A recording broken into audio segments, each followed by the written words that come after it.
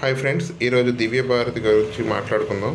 చిన్న వయసులోనే చనిపోయారు ఫ్రెండ్స్. ముంబైలో జన్మించారు. 1974లో జన్మించారు. 1993లో మరణించారు.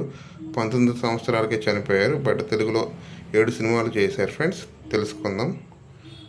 మొదటి మూవీ బొబ్బిలి రాజా, బ్లాక్ బాస్టర్ హిట్, వెంకటేష్ గారితో చేశారు. 2 రౌడీ అల్లుడు, చిరంజీవి గారితో చేశారు. Super hit movie.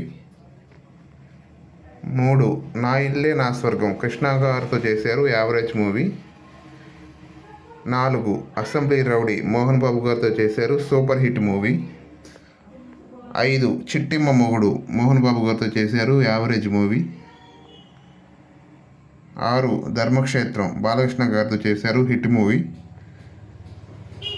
7 తొలి ముద్దు, సూపర్ హిట్ మూవీ.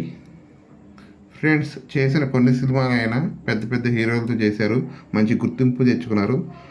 చిన్న వయసులో చనిపోవడం చాలా దురదృష్టకరం.